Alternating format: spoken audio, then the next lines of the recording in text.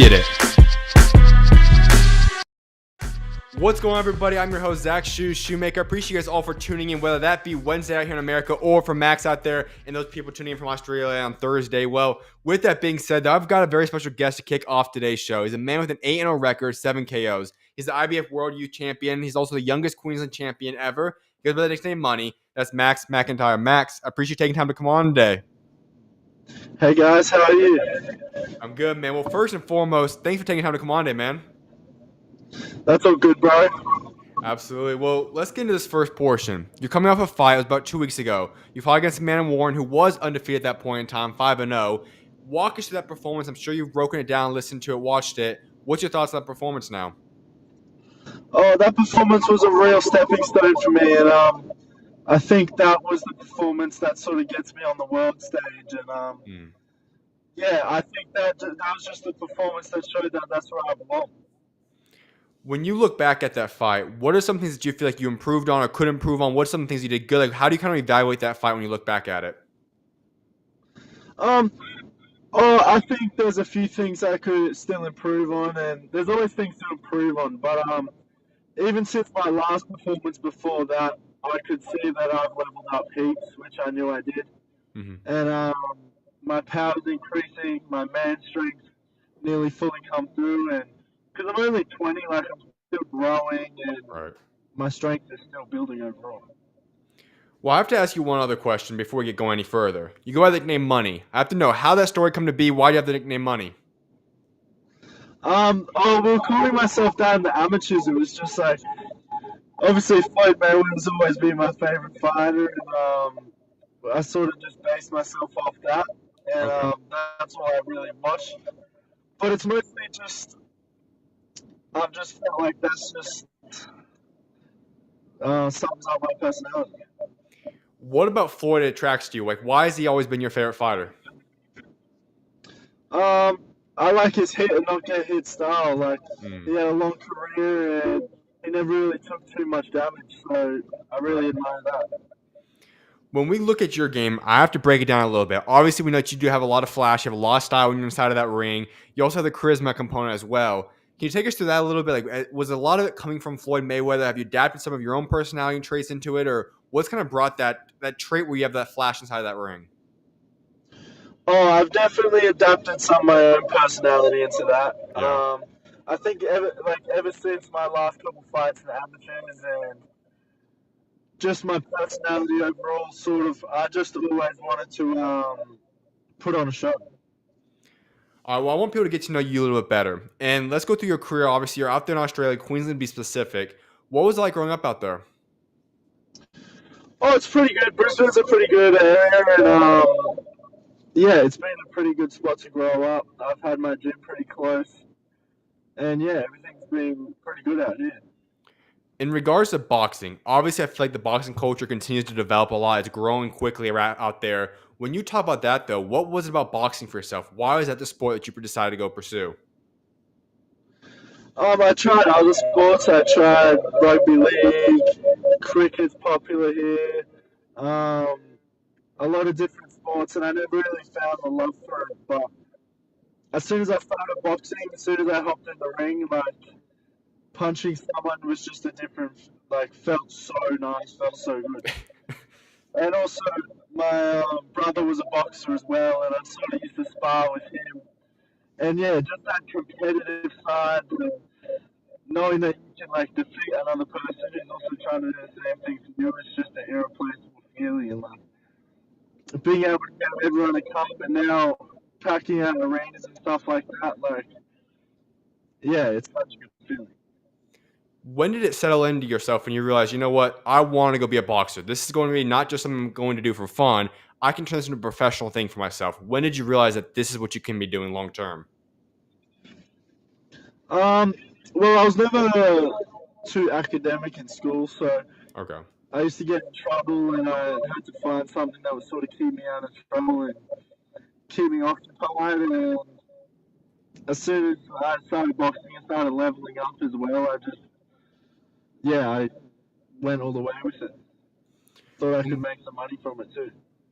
When you go throughout your amateur career, I believe you had 32 fights, if I'm not mistaken there. When you talk about that run for yourself, what was your amateur career like? My amateur career was pretty good. I fought some pretty high level guys, and it was definitely the training ground and built a good foundation for me for what I got now. When you decided to go pro, and it was right around the age of 18, you went right out there right when you became an adult. Why was it that decision? Like, why did you want to go pro right away? Um, I just wanted to see what it felt like, and I always had a pro style. I know a lot of amateurs they like to touch, touch, touch. I've always wanted to hurt people and hit them and make Hmm. them stay hit. You know, watching It's a the way you totally different sport. watching the way you do fight, I think you definitely are a pro fighter. Do you feel like then the transition for yourself from amateur to pro was quite easy for yourself then? Yeah, at my gym, we've always trained with pro style. We've never really changed our style to Okay. in the amateurs. Like we never really adapted it too much. So we've always fought with a pro style. We've always trained that way, and quite easy moving into the pros. But we're leveling up every day, and our styles always leveling up as well. There was another thing I wanted to touch up on with you about, and that is something we've seen you do throughout your warm-ups. Obviously, you have the open workouts, so those go down before your fights, and you like to do the blindfolded warm-up. I have to ask about that. How did that story come to be? What's up with the blindfolded warm-ups? Oh, the blindfolded warm ups just something. We want to do something different. Everyone comes out, they shadow off, they throw a couple punches on the pad. We said, you know what? Why don't we do something different? And yeah, it's got an eyes. It's worked for us. When did you guys first come up with that? Was that something you guys were just talking one day, you and your trainers, and you said, "All right, I think this would be a funny idea," or how did this come to be? I think we were doing pads one day, and I think one day we just said, I reckon we can do this with our eyes closed. And we put something around our eyes we couldn't see, and then we could do it blindfolded. Now, when you do talk about that, it kind of has become something that people always look forward to. It's obviously always goes viral every time you guys go and post it. Is that something you plan on doing for the remainder of your career then? Yeah, I think we're always going to do something different. We always got to do something to sort of steal the show and show all the fans and show all the people that we are like built different. Another part of that is that you also talked about the fact that you can do it blindfolded. Is there a certain routine that you guys do have when you guys go in? Like, is there a plan thing you guys have, or is that 100% you guys are just still going off of reaction time with the blindfold on? Oh, we're doing a combination we know fairly well, and we do most of the time. We never usually do it blindfolded in camp. We usually just do it with our eyes open, obviously, and like Right. we drill in the movements, which is defensive movements, moving our head, and we have to be able to do that with our eyes closed. So the combination we know pretty much off by heart, and it's not a muscle memory, but the punches my coach just says as we go, Okay, and I have to gotcha. be able to, yeah, react. Gotcha. Well, I also want to get into some guys you've been sparring with. Preparing you for your most recent fight, I guess you're also preparing him for his fight as well, was against Connor Wallace. Take us through that a little bit. What was it like getting in the ring and sparring some rounds with him? Oh, Carlos is a world class operator. He's pretty he's pretty crafty. He's a good southpaw, Hmm. and getting in the rounds with him, like it's always quality. It's always a proper fight. Every time we spar, it's like it's a proper fight. We do 8 rounds hard. You know, when you talk about a guy like Connor, he is a man that's already a top contender. Obviously, he could be in a world title shot in the near future. And when you see yourself fight against him, how do those rounds go? Like, do you feel like when you fight against him and you realize you're on his level, do you feel like you still have some time to go? Or how do you feel like in that component? Oh, I think sparring him, I realized that I do belong on the world stage. All right. And after sparring him, I do feel like that's where I belong. Another guy you shared the ring with a few times, Jai Pattaya. You've also been the guy that fights underneath his undercard a couple of times now. What was that like getting in the ring with him? Getting in with Rajapati was a surreal feeling because I remember 2, 3 years ago I went and watched his fight with Marius Brias 1. Mm. I was probably longer than that now, I think. Okay, But yeah. it was a while ago now. But we watched that at the Gold Coast, which is actually where I fought recently. hmm And it was just a surreal feeling, like hopping in there with him. Even more surreal being on the same card as him and fighting in the same ring with him. Because I remember being a kid and just watching that, and I was like, I wish I could be on that stage. And yeah, but sparring him, it was just world class rounds, and Mm. after that, I leveled up so much. You've shared the ring now with him, on obviously sparring wise. How special is Jai in your opinion? Oh, he's a special fighter, you know. I don't think people are. There's not many people that are built like that. Like, hmm he's a savage. In my opinion, I feel like he's a guy that's going to be and belongs on the pound pound top 10. I know, obviously, resume wise, probably still a little bit outside of the top 10, probably around 10, 13, somewhere in between that range, just because he hasn't got his opportunity yet against Zerto or something. But when you talk about how bright his future is, what he can accomplish in the sport, whether that be at cruiserweight, maybe even heavyweight, what do you think people should be excited for, and what can this man accomplish? Oh, I genuinely think he would do very good at heavyweight, and Mhm. I think he's got a massive career ahead. If he moves up to heavyweight, if he stays at cruiserweight, I think he can potentially take over. In terms of his impact that you've seen now, obviously outside Australia, New Zealand area, all those different components, how big of an impact does him now having this massive spotlight help now in terms of the development of boxing out there in Australia? It's been massive for Australia. I think getting the Turk to look at us a little bit more, and now as I'm coming up as well, Right. there's massive potential I could be on one of those Saudi cards too in the near future. So it's been great for the whole of Australia, but yeah, great for me too. The reason I asked you that is that your manager, Mick Francis, came out and he said a statement about you a little bit ago. Max is the face of Australian youth boxing and will be the next Australian world champion in a couple of years. When you hear that statement come from Mick, what goes through your mind? Oh, it's so crazy to hear something like that, and yeah, from what I've dreamed of as a kid, that's just yeah, special hearing that. You also talked about the fact of the impact Jai has had, knowing that obviously you still have a long way to go to get to that point, but that you have the potential to reach that standard, that level. What excitement does that bring to you? And is there any pressure that comes with that as well? Oh, there's definitely pressure, but I think I should be able to perform under pressure if I'm a world class fighter, and Right. I think I can do that. I know I can do that, and I'm just ready to show everyone when I get the opportunity.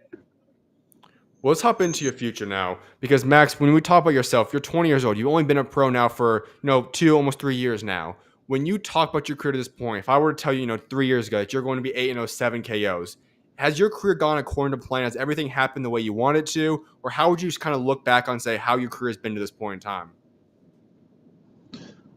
I feel like my career's been better than I even could have ever wished for so Mm, far. Like from my amateurs, I think even people around me thought it was a crazy idea to be able to turn pro and then actually go to try and make a living off it. I think even my family and people around me thought that would be a crazy idea, and everything fell into place.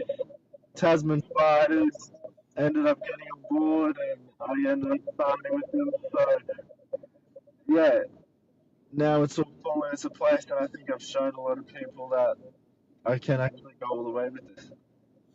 You said that a lot of people thought you were kind of crazy for thinking you could go pro and make a living right out the gate. Why were you confident? Why did you feel like, you know what, I can do this? Oh, I've always felt like I'm different from everyone else, and I never thought I belonged in a normal job or a Mm, normal 9 to 5 or anything like that. Even though right now I do have a job while I'm grinding, but right. I picture a life for myself that I'm rich. How do I you found balance it. that? How do you balance a second job while still working at being a world class type athlete in boxing? Oh, the job that I have is it's pretty good for my boxing. Honestly, I work with troubled kids, so kids Mm, that are less fortunate and have trauma backgrounds, and yeah, it's really good and humbling doing that sort of stuff because then you see what's going on in their lives and realize how lucky you are. It's an interesting perspective you just mentioned there. Why was this the choice that you decided to go down in terms of working with that opportunity? And also, how have you grown as a person being in that environment? Yeah, I feel like I've grown so much as a person doing that sort of stuff, and it's leveled me out as a person, even though I'm leveling up as a boxer every day. Doing stuff like that, like it matters most that you're leveling up as a person. So, yeah, doing that sort of stuff, I'm always leveling up as a person. It's always keeping me humble and realizing how lucky I am to wake up every morning. And I think when I go to the gym after doing that sort of stuff, it's like I just got so much extra energy, so much extra drive. If I were to say, Max, what do you want to accomplish? When you decide to retire from boxing one day, where do you see yourself? What do you see yourself accomplishing, over the next 10, maybe 15 years, whatever it is that you want to spend in boxing? Where do you see yourself? How high do you think you can become? What's the things you can accomplish in the sport? I think I want to become a household name. I think I'm going to become a household name, and I'm a disputed world champion, and I want everyone to know who I am. You are fighting at 168 right now, so you're a super middleweight. When you talk about that aspect for yourself, where do you see yourself going from here? Is this the weight class you see yourself fighting at for the foreseeable future? Do you feel like you could move yourself up to light heavyweight, maybe even cruiserweight? Like, where do you see yourself in that regard? Yeah, well, I'm still filling out, and I'm still getting taller, so Right. I think I've grown 2 inches in the past couple of weeks. So All right. I've definitely got a long way to go, and I think light heavyweight will be the go in the near future. And Okay. then we'll see where we go from there. I could get up to cruiserweight, and then if the money's right, I'm always willing to have a fight heavyweight. Oh, wait. We could possibly see Max McIntyre fight at heavyweight, maybe if the money's right in the future. Yeah, 100%. And I think I'm still going to grow. I'm going to be a big heavyweight by the time I'm a heavyweight. So, All right. yeah. Now, obviously, that'd be a long time away. So, in the near future, though, you said, do you feel like when you really start working your way up, work about the rankings, try going for world championship, do you feel like that's going to be at 168, or do you feel like that's going to more so happen at 175? Oh, I think I'll become a world champion at light heavyweight. Okay, gotcha. Because When do you I see that? think I'm looking at a world title probably in the next 2 years. Okay. And I think in the next year or so, I'm definitely going to be a lot bigger. All right. So that was my next question then. So you said, just to confirm, then probably light heavyweight. You moved to that about a year and a half. Then. Yeah, Okay. year or so, I'll definitely be a light heavyweight. Probably a couple more fights, maybe even just one or two more fights at super middleweight. All Just because the weight's starting to right. creep up a little bit. Right. Well, in terms of in the near future, maybe even the long term, there was a guy that fought that I know going through X. A lot of people domestically in Australia would like to see you guys fight. He fought just last night. That's obviously Rustin, who I'm talking about right there. You two would both be young prospects up and coming. Is that a fight on your radar? Would you want that fight sometime?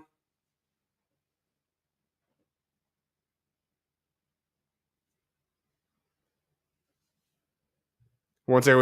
It appears to be froze real quick. I'm see if I can get him right back in here. One sec, folks.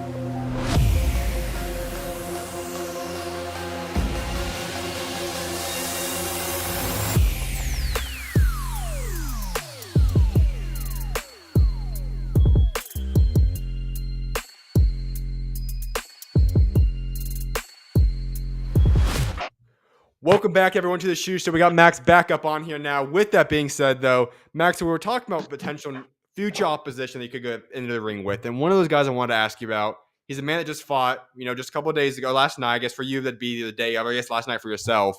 That's Kier Rustin. Is that something that would be on your radar? Is that a guy you would consider fighting someday? That's definitely on the radar, and I think that's a potential fight fairly soon. Okay. I don't know if they'll make it with my teammate Austin first, just because he's the same weight division as him Right. at light heavyweight, and that's where he's the Australian champion at. Mm-hmm. And I'm still a super middleweight, but that's a fight I want to make, and yeah, I want that fight. All right, so we just got done talking about weight classes. You said probably 1 or 2 fights, year and a half, you moved to 175, light heavyweight. Would we see that fight possibly then, hypothetically, then next year, possibly when you move up? Yeah, potentially. Potentially it'll be next year when we fight when I move up.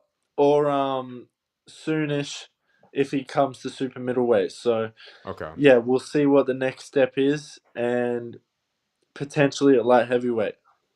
Do you think there's a possibility that he'd go down to 160, or would you guys even possibly be open to doing a catchweight? Something at maybe 170, 171, 172, something like that. Right now I'm a super middleweight, so Right. right now I would take that fight at super middleweight at 168. Awesome, man. Well, let's get a couple of things before I let you go. One of which is looking at your next year and a half. I know we talk weight wise, but what's some of the accomplishments things you want to get done? Like how many times do you want to go in the ring? What's the accomplishments you want to be like where do you want to be one and a half years away from now? I think I want to be able to win a world title in the next 2 years, and then in the next year, I just want to be getting as many fights as I can under my belt. So Okay. potentially at least 3 fights a year, if not 5 to 6 fights every year. So right now, I've got 2 fights this year. Hopefully, another 2 or 3, and Right. that would be my goal for this year and next year. Hopefully, just try to get as many as I can. But I want to get some big fights soon, some fights that are going to shoot me up there because there's only so many fights you can take where it's just a stepping stone, stepping stone, stepping stone. I want to be shot up into the stratosphere soon. When you talk about your own personal self, do you feel like you're ready to make that big jump now? Do you feel like you're okay with the stepping stones for the next couple months or whatever? Or when do you feel like you are ready to go fight those guys that are maybe ranked guys or nearly being ranked? It's still the last guy I fought was a pretty quality opponent. Right. I don't think he would be.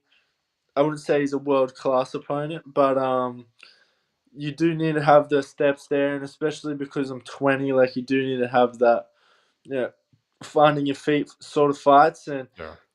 I think my management's found me pretty good fights with the different styles that I've had to adapt to and overcome to, and I've still got challenges each fight that I've had to overcome.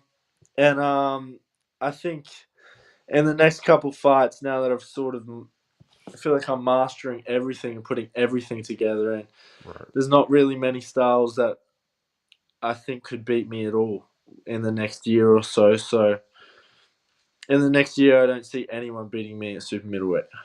All right. You are 8-0 in your career. Which opponent that you fought so far would you say has been your favorite fight or your best fight you've had so far? Um, the best fight I've had so far, well, I'd say the fight where I knocked him out in 55 seconds Right. was probably my favorite fight, my favorite performance. But Absolutely. my favorite fight though would be my last fight because that one was against an undefeated guy, 28 years old, and I guess the odds would have been a little bit closer, and I think that one definitely felt the best. Absolutely, man. Well, Max, I've got one final question for you. It's a question like wrapping up every interview with, and that's talking about your legacy. You are in the early portion of your career, so there's still a long, long career ahead of you. But when you do step away from boxing someday in the future, what do you want to be remembered for what you have accomplished both inside and outside of that ring? I want to be remembered for being a good person, and Mm. I guess I want to be. I just want to be a Hall of Famer as well. I want to be go down with a great legacy and someone that took every single fight and never took a step back. I love that. Well, Max, I appreciate you for taking time to come on today, man. It's been a blessing having you on here. I cannot wait to see what God's got in store for you. Of Thanks, bro. Appreciate you having me on. course, you're always welcome on, man. God bless. See you, bro. See you, man. I appreciate you guys all for tuning into the interview. I'll have it clipped up, edited out, and then posted on my YouTube channel by the next couple of hours. So you guys go check that out very, very shortly. I'm going to go on a short break, and then we're going to get into the remainder of the show right after that. I'll see you guys shortly.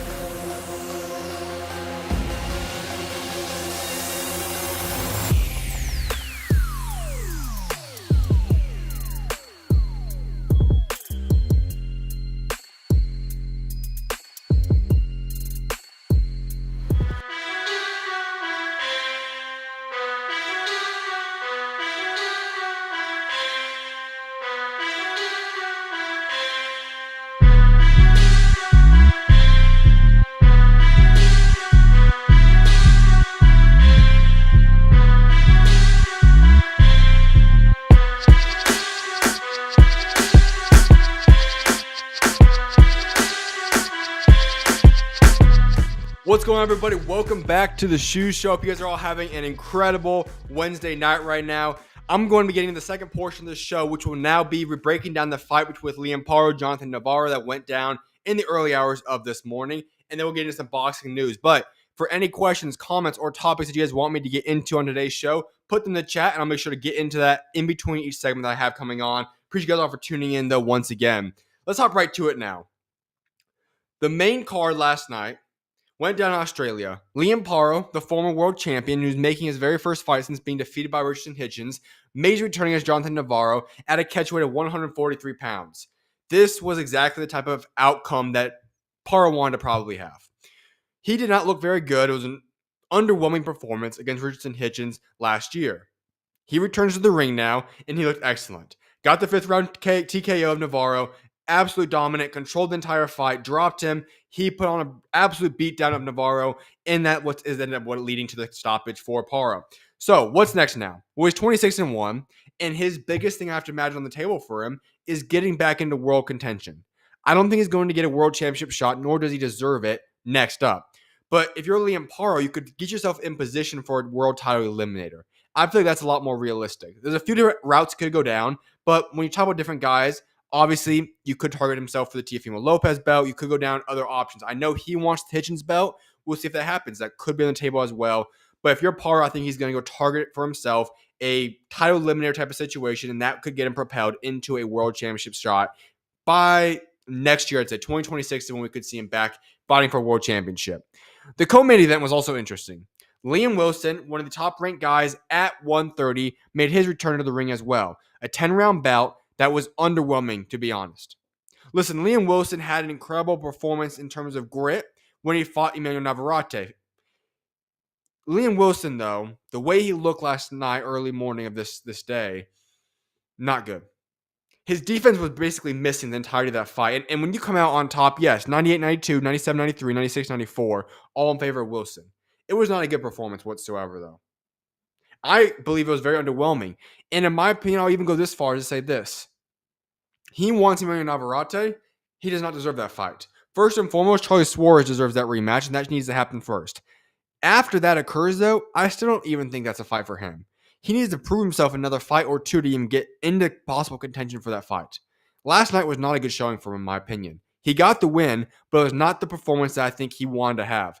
And in my honest opinion, if you're a promoter and you're going to go look through all the possible guys to go fight that you're trying to work a young prospect up at, this is the guy to fight. I feel like we could see a guy that has a good name, a solid resume, and if you're a promoter and you have a good young up-and-coming fighter, this is the guy you're targeting. That's my honest opinion on this. I don't feel like Liam Wilson is ready to compete at a world stage any longer. This was not a good outcome for him. It was not a good performance. Yes, he got the win. Yes, he could get himself in position for another decent-sized fight. But the defense was absolutely missing the entirety of that fight, and it showed. He was someone that I don't think won more than 6 rounds in that fight. You could argue maybe 7, but still, 6 is probably where I'll draw the line. He won the fight, but I feel like that 96-94 scorecard was a lot more accurate than anything else that we saw out of the scorecards there, including that 98-92 was absolutely outlandish. So for him, that's where I see him going next. Other notable fighters that went down on that card, Callum Peters, he made his return back to the ring. First round KO, light heavyweight in 6 rounds. This was his 3rd fight. He's now undefeated. And the guy I just got done talking with Max about, Kira Rustin. He went out there and had a 2nd round TKO at a catchweight, 6-round fight. Absolutely dominant performance there as well. Beautiful TKO. And as Max said, that's the fight that we all want to see eventually. A beautiful domestic fight to have go down in Australia between those two guys. That is the fight to make. Let's hop into some boxing news, though. A lot of stuff's been going down over the past 24 hours. None bigger than this right here. Devin Haney, Brian Norman Jr. have reportedly verbally agreed to a fight. This fight will likely go down in November. WBO welterweight has reportedly agreed to a verbal agreement to face former undisputed lightweight champion Devin Haney in late 2025. It's exact reports right there. I talked about this yesterday because there were starting to be some rumors about this. This is the fight to make. And I'm going to just go real quickly and say this. I understand it, and I'm not even fully against a lot of the hate and slander towards Devin Haney. I still respect because I still think he's a good fighter, and I still give him props for how he handled the situation with Ryan Garcia in regards to being in the ring, continuing to get back up time and time again, and not just taking the knee and getting out of there. I do have some respect for Devin Haney. I think he is a good fighter. But here's what I think we all universally need to agree upon. Devin Haney does not duck nobody. Devin Haney does not duck anything. He is all about that smoke, and he wants the best fighters. And I have to give him props for that, and I feel like everybody should. Look at Devin Haney's hit list. That was not just a BS hit list that was coming out there to say, hey, look at me. These are the guys I want to make. And I'm talking about the Bill Haney hit list that he released a little bit ago. That hit list was authentic, saying, listen, I want Teofimo Lopez. Okay, Tio, you're going to duck me? So be it. I want guys like Boots Ennis. All right, Boots Ennis moving up to 154. So be it. All right, I want Brian Norman Jr. Let's get this fight done. Brian Norman seems to be on board. We're going to book that fight. There's not a lot of fighters right now with that much confidence in themselves that are not ducking no smoke. Devin Haney did that job. Devin Haney has now tried to pursue big fight after big fight after big fight, and he's getting that fight against Brian Norman Jr. And it's a match made in heaven. Here is why. Devin Haney, he is a man that has accomplished great things at his age. Obviously, Bill Haney goes a little bit too far when he goes out there and says he's one of the greatest of all time. No, he's not that. But for his age, give him his flowers. Devin Haney has accomplished a ton at this point in his career. And if you're Devin Haney, the crowd's starting to be a little bit restless with you. People are starting to be a little bit disappointed in Devin Haney. They're not as big of fans of Devin Haney. But here's what I notice. Devin Haney has an opportunity now to go up against a man that just made massive shockwaves in the boxing world about 1 week ago now against Jin Sasaki. And Devin Haney has a chance to go upset him and take his belt and become a world champion at 147 now. For Devin Haney, this is a match made in heaven as a fight. On the flip side, for Brian Norman Jr., you're a man that just made a massive statement. And as I said, you were about one fight, maybe 2 fights maximum, away from becoming a household superstar. And in my opinion, if he flatlines Devin Haney in this fight, that would boost him into superstar status in American boxing and probably even worldwide boxing. So this is a win-win for both guys. And on top of that, it's a win-win for us as fans. Why do I say that? This is going to be a good fight.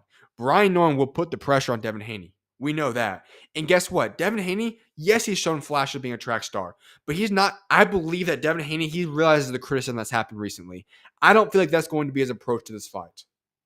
I hope I'm not wrong, but I feel like he wants to go out there and prove a message. And if that is to be the case, then we might have opportunity for a big-time fight going down in November, if that is when this fight happens. I also want to point out one other thing about Brian Norman Jr. A lot of people were upset about Brian Norman Jr. for not taking the Boots Ennis fight. I was part of that group. And I will say this as well. When he said his comment, as I said before, after the fight with Jin Sasaki, yes, that was a cold quote, but he's inaccurate in the statement. He did duck John Boots Ennis. There's no denying that. However, from a business perspective, he had a career-high payday by going out to Japan and fighting Jin Sasaki. That fight now propelled him into potential superstar status. And now on top of that, he's going to have a massive fight where he's going to probably make even more money in this fight than he did with John Boots Ennis, than he would have done with John Boots Ennis, and it's a more winnable fight for him. So this entire situation, when we look back at it, the Normans had it right. I have to admit, Brian Norman, Jr. and Sr., that team, they had the right game plan, put Brian Norman in the perfect situation, and now things are coming to fruition with this fight. So I'm very happy with that fight as well. Also, on yesterday's show, I said there's been rumors now after Turkey came out and said he's looking to host a Mexico versus Japan fight card. And I already told you guys this. Listen, out of all Turkey's ideas he's had so far, and there's been a lot of great ones, this might be the best idea yet. You're taking the 2 most entertaining styles in all of boxing, and you're putting them into one single card. But let me go even further now, because there started been some rumors of what this card could shape out to look like. This could be the best fight card that we have ever seen. Yeah, I'm going to say that right now. I know February 22nd was spectacular, but let me just take a second real quickly. Inoue, Nakatani, Taraji, all could be involved on this card. And let me say this real quickly. You know, for those that aren't familiar with boxing that well, Inoue, in my opinion, is the number 1 or at least top 3. We all know that in top 3 pound-for-pound fighter in the world. Junto is now 6 or 7 in my opinion. Taraji is number 10. It's actually between 8 and 10. You're going to have 3 of the top pound-for-pound fighters go back to back to back. When have we seen something like that happen before? Not very often. But this apparently is going to be the card in the works. And here's the potential matchups right now. Inoue will be possibly fighting Alan Pascasio, Junto Nakatani, Ramon Cardenas, Kenshiro Taraji versus Francisco Rodriguez Jr. World Championship fight. This is being planned for December 27th in Riyadh, Saudi Arabia. That is going to be potentially, depending on how those last couple of fights happen, because that's what made the February 22nd fight card so special, was having 7 massive fights. If they add 1, 2, maybe even 3 more massive fights onto this card, we are looking at potentially this being the best card we've seen in boxing history. I'm willing to say that because this card is stacked. Another thing I want to get into, Turkey tweeted this. It was a very interesting tweet.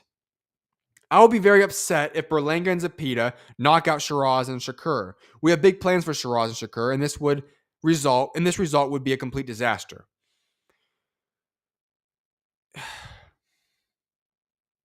Makes you scratch your head a little bit. The man putting the fights together says, I will be very upset if Berlanga and Zepeda knock out SchuZ and Shakur. We have big plans for SchuZ and Shakur, and this result would be a complete disaster. Now, all promoters have this mindset. We know that when they go into fights. That's not surprising. But to say it publicly on X, it's so out there and so weird that it feels almost as if it was having another intent. Either to make fun of people that believe in that theory between Turkey and some of the fighters, or it was to incentivize Berlanga and Zepeda to go out there and have massive fights to prove Turkey wrong. That's the only thing I could think of. Because other than that, it just makes no sense. I mean, let me just say this point blank and straightforward with you guys. That's a wild tweet to say. And I'm not going to be too against it. I'm just saying that at the end of the day, that's not something I really think a promoter should be going out there and saying. Maybe my opinion is wrong there, but I think that's what I believe in. There's also been rumors that Alexander Usyk splitting up with longtime manager this past week could indicate that he will retire after the Daniel Dubois rematch on July 19th. Listen, Usyk's accomplished everything you could possibly imagine in boxing. Undisputed cruiserweight, undisputed heavyweight, and now he could possibly become 2-time undisputed heavyweight as well. Usyk's accomplished everything. There's nothing left for him to do. You could argue Joseph Park, you could argue these other things. If he wants to retire, if he beats Daniel Dubois on July 19th, so be it. But if this report is only based upon the fact that him and his manager split ways, that doesn't make much sense. Because if that were to be the case, why not just split ways right after the fight? So I'm not sure if there's much truth behind that statement right there, but what I will say is this. If Usyk decides to retire and move on from boxing following the conclusion of how July 19th goes, I think he should go for it. There's no issue with him doing that. There's nothing else for him to prove to anybody. And if he's ready to move on from boxing, so be it. He's earned that. Last thing for today's show, unless anybody else has any comments, I appreciate you for tuning in. What's up, life? I will be, if you want to have any questions, make sure to tag in with me. I'll make sure to answer those on the show as well. But appreciate you for tuning in today, man. Jake Paul is expected to be ranked by the WBC and WBA if he defeats Julio Cesar Chavez Jr. on Saturday night, starting a potential run for a world title shot over the next 2 years.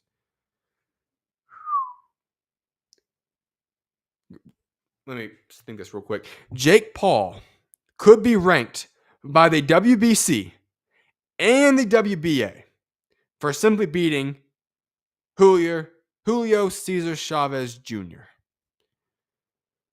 Boy, are ranking something special in boxing today. I get it. Their money, their organizations, they want a big income. Jake Paul makes his name bigger. Jake Paul was one of the biggest brands in boxing right now. But since when has beating Julio Cesar Chavez Jr. got you onto the rankings by 2 of the commissioning bodies? I'll just say this. Boxing is an interesting place. Boxing doesn't have a lot of rules that get actually followed, nor is there a lot of understanding in the world of boxing. There's a lot of odd things that happen in boxing, and this is one of them. I would not be in support of that. I don't feel like this is a fight that gets you anywhere near the rankings, but if it happens, so be it. And if Jake Paul can find a way to actually get himself into position of becoming a world champion, then he's won. I'll have to give flowers and props to a man that actually goes out there and gets a world championship shot the way he's done it. Mad respect to him if he does it. But from a boxing historical standpoint, that's a messed up scenario. No ifs, ands, or buts about that. With that being said, though, folks, I appreciate you guys all for tuning in to today's show. I hope you guys have a blessed rest of you guys Wednesday. I'll be back live, and actually just not too long.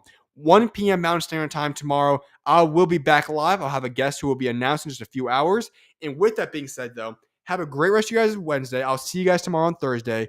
May God bless you guys all, and I will see you guys tomorrow. SchuZ out.